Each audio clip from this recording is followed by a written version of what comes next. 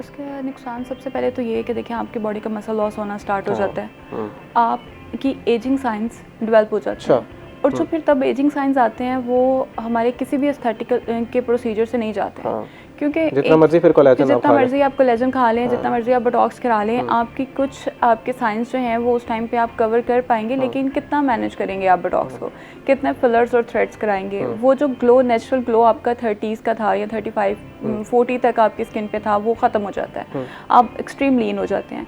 फिर जैसे ही आप वो सब कुछ छोड़ते हैं तो आपका जो वेट बाउंस बैक करता है वो बहुत बुरा है, क्योंकि अगर कोई सेलिब्रिटी कर रहा है तो उसका जिम का टाइम, वो खाना भूल सकता है, वो जिम नहीं भूलता। वो टीम है उनके उनका साथ पूरी। पूरा एक मैनेजमेंट है उनकी। और हमारी जो आम आवाम है वो इंस्पायर होती है सेलिब्रिटीज से। वो कहते हैं फ़लाँ ने ये प्रोसीजर कराया, फ़लाँ ने ये चीज़ खाई, फ़लाँ ने इस चीज़ की कमर्शियल दे दी, ये ऐड हमने देख लिया, या फ़लाँ ने जो है वो इसका हाईलाइट लगा दिया, तो अब हमें भी यही चीज़ करनी है। उनकी एक ज़िद होती है पेशेंट की आके क्लिनिक पे कि भाई हमें यही काम कराना है। आया हम उन्हें काउंसल करते रह जाते हैं कि भाई ये चीज़ आपके लिए नहीं है, या इस चीज़ का आपको वो रिजल्ट नहीं आएगा, आप फ़लाँ चीज़ की तरफ चले जाएँ। तो वो अंडरस्टैंड नहीं कर रहे होते हैं। और इवन अगर आप हाई डोज में इस तरह के जो सप्लीमेंट्स हैं वो लेते हैं, आपकी किडनी पे बहुत बुरा इफेक्ट आता है।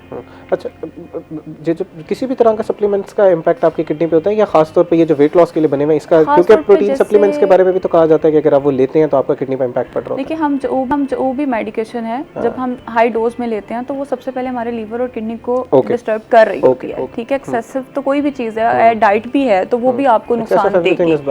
तो लेकिन जो आपके सप्लीमेंट्स हैं वो ये डेफिनेटली कर रहे होते हैं, और बाज़ टाइम लोग ऐसी ड्रग्स की तरफ ज़्यादा जाते हैं। सप्लीमेंट्स तो रेगुलर यूज़ करना, जैसे अब जस्ट लेट्स सपोज आजकल बहुत कॉमन है कि जी विटामिन B12 जो है वो डेफिशिएंट होता है, तो लोग नहीं देख रहे उसकी डोज कितनी है, आपको रिक्वायरमेंट है नहीं है, आपकी अगर डाइट में पूरा हो रहा है तो क्या ज़रूरत है उसके सप्लीमेंट लेने की। लेकिन पेशेंट ने क्योंकि किसी को लेते हुए देखा, किसी की ऐड देखी और वो उन्होंने किसी इन्फ्लुएंसर को बताते हुए देख लिया कि हमने ये करना है। फिर अगर हम डाइट में उनको प्रोटीन मैनेज करने के लिए कह रहे हैं और हमने किसी एक डाइट प्लान के अंदर जस्ट लेट्स सपोज उनको साथ में एडिशन दे दिया कि आपने मेराइन कोलेजन यूज़ करना है, अब वो उस पेशेंट के लिए था जिसका डाइट प्लान हमने बनाया था। हो सकता है हमने वहाँ डेफिशिएंसी किसी चीज़ की हो, या हमने कैलोरी डेफिशिएंट पे वो प्लान था तो हमने उसको बताया है।